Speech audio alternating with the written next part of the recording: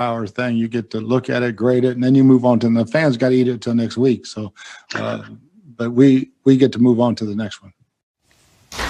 Well, the next one is against a feisty division rival, guys. The Panthers, we all know Carolina gave the Super Bowl defending champs all they could handle in Week 9. Will Brady and the Buccaneers be able to get back on track? Yes. When have we seen Brady have a couple of bad games in a row? This is like a rock band. Brady was once with one of the greatest bands ever, which is the New England Patriots. He leaves, he goes to Tampa, he starts recruiting, he brings in Gronk. But he already had a couple of guys that can rock the stage. You know, Chris Godwin, Mike Evans. I say you rock with the original band members. And this isn't me taking a shot at Antonio Brown. I'm just saying get back to the basics. In the very beginning of the season, he was trying to find a rhythm with his two superstars. And then in the first quarter of the season, he did. I'm not saying he was forcing the ball to AB, but adding AB is a different element to this offense. So for me, work with your original guys. Lean on the dudes that know the playbook the most, and that's how you get your rhythm going. And then after that, try to get Antonio Brown, who is the new member of this rock band, going in the game. See, I think the problem is Antonio Brown. And maybe it's not necessarily a problem yet, but I think it's the most intriguing factor in this. Yeah. We had a play the other night against New Orleans. There were a lot of bad plays, and this play did not cost the Bucs the game. There's a 50 of them, but I thought it was really alarming, and it was an interception on the far sideline that Tom Brady threw it to Antonio Brown, and they were wildly on different pages, and it was clearly a work in progress. I just wonder at what point, like, does Mike Evans and Godwin and Gronk say, what are we doing? Do we need this guy? I know it's a risk, and you go all in, and you want to get the best players possible, and Brady's throwing the ball around. He's had a terrible day, start to finish. I get it, but if this doesn't start working out, this right here, this is the play. I knew he was going to force the ball to Antonio Brown. My question is he going to keep doing this? Are you going to try to make this relationship work in the process? Because you need wins now. You're not a 7-0 team. You're trying to get a playoff seeding. It just feels very relatable. We are now entering the holiday season, a season in which American parents buy children toys they don't need just because that's what you do, and they have a million toys they're not even playing with already, and some are broken and some are dangerous. We see more of this from Antonio Brown. I think Bruce Arians needs to stop and be like, is this worth it? Do we need it? We got great players here. What the hell are we doing with this guy here before we even get into the pending legal stuff, which is really pertinent too. Watch for Antonio Brown in this game. If it's more of that, we got to start talking about cutting bait. Yeah, and if they do cut bait, it's one of those deals where, okay, I mean, we get rid of him and we go back and then you just wonder, well, what was the point of the whole exercise? We tried. Anyway, we try. If this playoffs were to start today, and they don't, they'd be a wild card team. That means in the playoffs, they're going either into Lambeau or into Seattle or even if it's into Philadelphia. It's not a friendly place to play in the middle of January. Like, this is not ideal for the Buccaneers right now. And the Panthers are coming on, and they just played really well. And even if they don't have Christian McCaffrey, they're playing tough. And yet, I think about Brady, and like, he's been there before, guys. Like Kansas City, 2014, Monday Night Football, the Chiefs annihilate them, and Belichick can say, we're on to Cincinnati, we're on to Cincinnati, we're on to Cincinnati. What happened to that Cincinnati game? Brady went off. Brady was awesome. Like, the Bengals came in as favorites. And Brady had a huge game that day. I would love to show you some of the footage because he comes out and, well, we lit up the Cowboys. Played the Cowboys. All right, anyway. We're on to Dallas. We're on to Dallas. Moving right along. That's okay. Can't make this stuff up. Go on, Schrager. I mean, this was probably a great game. Peter, win the Emmy for us right now. 2014. It's all right. Let me dig out of this hole. Let me get the Mamba mentality and dig out of this hole. You got We're on to Cincinnati. We're on to Cincinnati. We got Cowboys highlights. There it is. I don't know who that was against. That's the Bengals.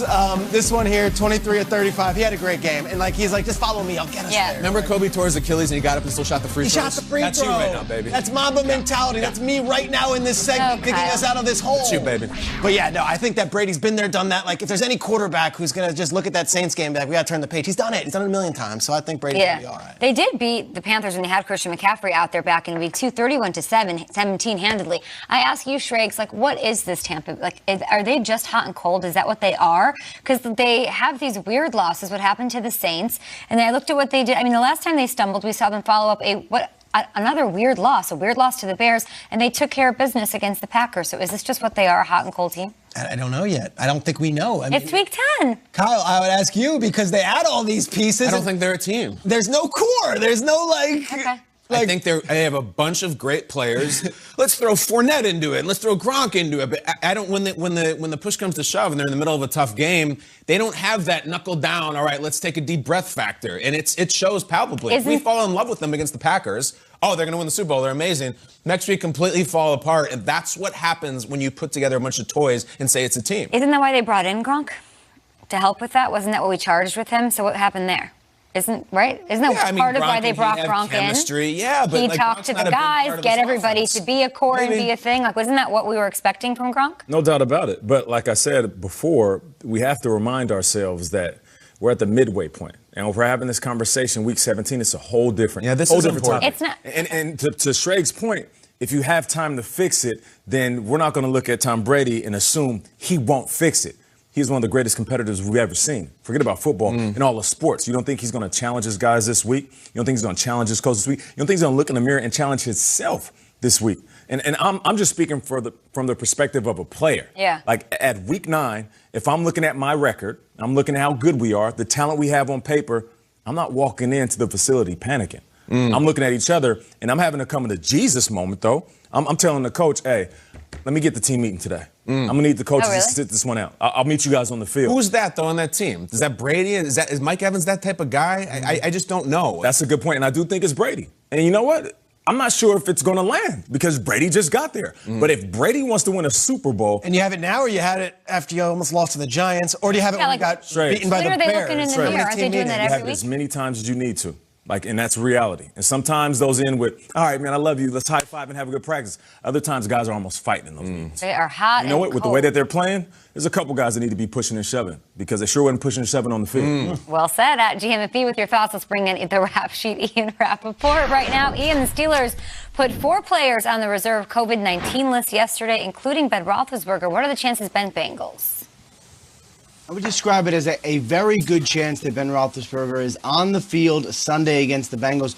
This feels like exactly what we were talking about last week when Matthew Stafford, the Lions starting quarterback, was not positive for COVID-19, but was a high-risk close contact, didn't practice all week, then played on Sunday. Similar situation for the Steelers. So Vance McDonald, their starting tight end, he tested positive for COVID-19. The last interaction that Ben Roethlisberger, along with Gerald Hawkins and Jalen Samuels and Vince Williams, the linebacker, their last high-risk close contact with Vance McDonald was on Sunday. So if you play this out, after 5 days, if they continue to test negative, they would all be good to go. Unlike Stafford, they wouldn't have to wait till Sunday. So Saturday, we will find out if Roethlisberger and a couple of his teammates will be able to play. Of course, Roethlisberger is going to have to go out there really without having practiced, having done the game plan, kind of remotely quarantining himself away from his team.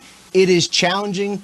We saw it done with Stafford. We've seen it done with others. The entire Raiders offensive line did it earlier in the season. But this is the Steelers situation. Meanwhile, Roethlisberger is also dealing with injuries to not one, but both of his knees. I'm told there's optimism that he's going to play, and he is allowed, Kate, in the building to rehab only at times when it's not highly trafficked inside the facility. That's an interesting note. Thank you so much, Ian. Another note, this undefeated Steelers team is the only team in the National Football League that is top 5 in both offense and defense. The most complete team in the NFL. We'll see what happens as we inch towards that game, of course, on Sunday. Before we do that, though, we've got to kick off Week 10, and it all goes on tomorrow night. Thursday Night Football, Phillip Rivers is a reignited Colts team. That defense is no joke. They want to go to the playoffs. Derrick Henry wants to run wild. Can they contain him? The Titans, Tannehill, A.J. Brown, they're sitting there atop the division. It's Colts-Titans, Thursday Night Football, Thursday at 7:30 p.m. Eastern. It is on Fox. It's on NFL Network and streaming on Prime Video. More Good Morning Football on